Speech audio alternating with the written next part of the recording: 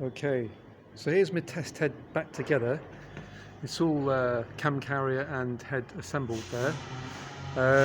It wasn't as bad as you'd think. For all they say about these things, you think it was impossible, and it isn't. It seems what the main thing you have to do from reading the manual and just using it as a basic guide, but not following everything with it, just using it as a guide. It seems you get it back on. You turn the cam so that first cam lobe's pointed more or less directly up, slightly to the right, and it levels itself up. And then you basically tighten the centre bolt. So you've got 1, 2, 3, 4, 5, 6, 7 centre bolts. So you tighten the centre bolt a little bit to bring it level, and you do the end ones. So you do number 1, number 4, and number 7 all together. And what I did was, just to keep it level, I just sort of nipped those down as well, these two ones on the end, and it generally brings it down, nice and gently. So that's how it seems to go together. I mean, hopefully I'm right. It does turn. It's a little bit graunchy because there is wear in these two bearing surfaces are worn out.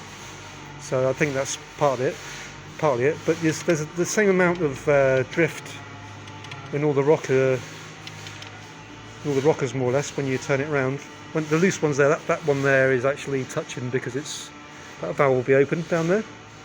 But the rest of them, you can see there's the same amount of drift in there. So the wear is even in the head, and it does turn. It is a little graunchy, I will admit. I think it's all level and all straight, but I think it's because of the wear in those. And I don't know, it's just a bit graunchy. So, but like I said, this is only a test one. This is never going to run.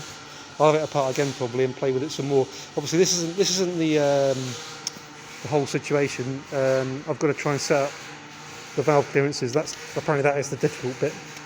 You can see there's a bit of difference there. So you can see it turns there. There'll be valves opening and shutting in the bottom. I can feel a bit of graunchiness, I must admit. But then that is probably, like I say, that is where in these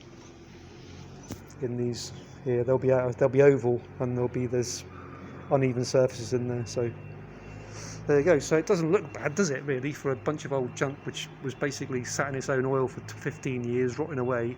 Trust me, when I started taking this engine apart, it was bad. It was really full of black carbonised gunk, and the camshaft was seized in, but the rocker shafts are even worse. So there you go.